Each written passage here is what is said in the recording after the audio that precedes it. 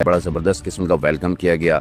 ये कमाल की बात है कि दो बिरादरी मुल्क, दो मुल्क। प्रधानमंत्री नरेंद्र मोदी बस कुछ देर पहले ही चीन पहुंच चुके हैं। भव्य स्वागत प्रधानमंत्री नरेंद्र मोदी का तियानजिंग में हुआ है। आप देखिए कि ये वो चीज है जो कि अनहोनियों में से है। उसकी वजह क्या है नाजरीन? एक बात याद रखिएगा, तरक्की यानी डेवलपमेंट, पैसा, टेक्नोलॉजी, ये सब चीजें अब वेस्ट से शिफ्ट होकर ईस्ट की तरफ आ रही हैं।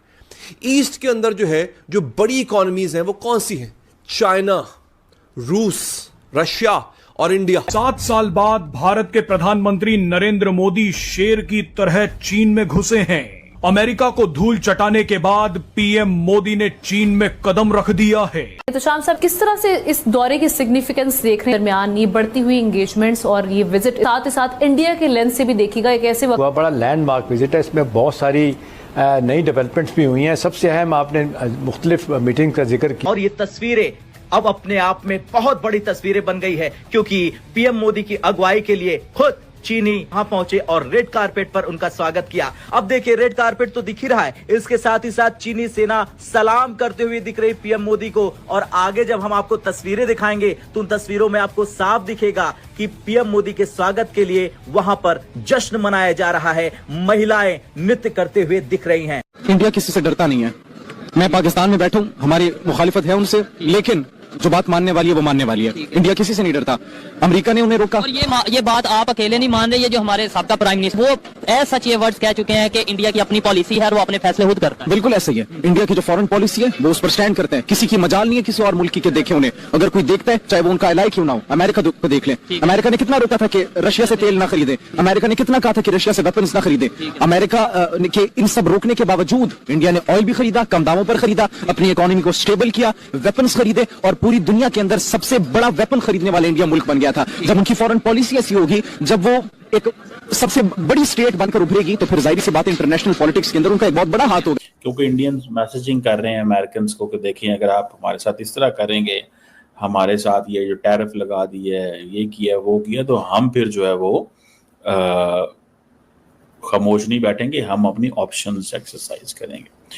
तो ये जो कुछ भी है जो चाइनीज करना चाहते हैं या इंडियंस करना चाहते हैं, इसमें कोशिश सिर्फ यही है कि किसी तरीके नॉर्मलाइजेशन हो इंडिया के की चाइना के साथ। भारत ने प्रेजेंट पोर्ट्रेट तो किया अपने आप को, उसकी पावर एलीट थी, मीडिया इंडस्ट्री, आईपीएल, आईटी, सबको देखा जाए तो गुज़िश्ता 20 साल में उन्होंने ये तासुर दिया और इस परसेप्शन को स्ट्रांग भी किया कि माशी तौर पर मजबूत 30 से 40 करोड़ मिडिल क्लास को उन्होंने अपग्रेड कर लिया। चीन पहुंचते ही उनका स्वागत रेड कारपेट पर होता है और पूरी दुनिया देखकर चौंक जाती है, क्योंकि ये वही चीन था जिसने गलवान पर भारत के पीठ के पीछे वार किया था। लेकिन अब यही चीन भारत के प्रधानमंत्री का स्वागत कर रहा और दुनिया को यह संदेश दे रहा कि वो भारत से दोस्ती करने के लिए बेताब है। लेकिन इन सब के बीच आपको इस वीडियो में एक अंश दिखाना हम चाहेंगे जिसमें पीएम मोदी चीनी अधिकारी को उंगली दिखाते हुए दिख रहे हैं। अब ये उंगली किस लिए दिखाई ये तो नहीं पता, लेकिन ये स्पष्ट है कि अमेरिका के चैलेंज को भारत ने एक्सेप्ट कर लिया है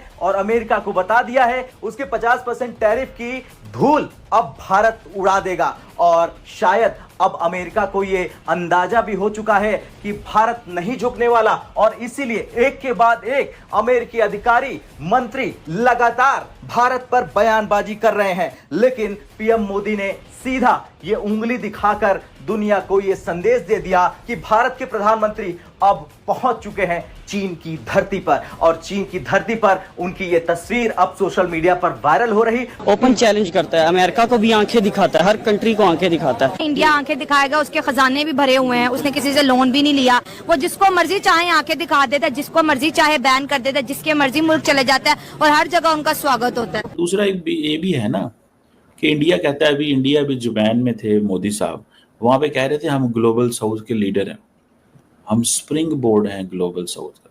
यानी कि आप इंडिया में आएंगे तो आप पूरे ग्लोबल साउथ में छा जाएंगे। यानी कि वो अपने आप को कह रहे हैं मैं रिप्रेजेंट करता हूं ग्लोबल साउथ का। दोस्तों यही मैं कह रहा हूं, अगर कल भारत ना रूस से एक बूंद तेल ना खरीदे, एक नट बोल्ट ना खरीदे, हथियार तो छोड़ दीजिए, नट बोल्ट, ये फिर कोई रास्ता निकालेगा भारत को परेशान करने का। जहां भारत खड़ा है, किस तरीके से उसके पास ऑप्शन क्या है अपने आप को हैंडल करने की इस प्रेशर के सामने?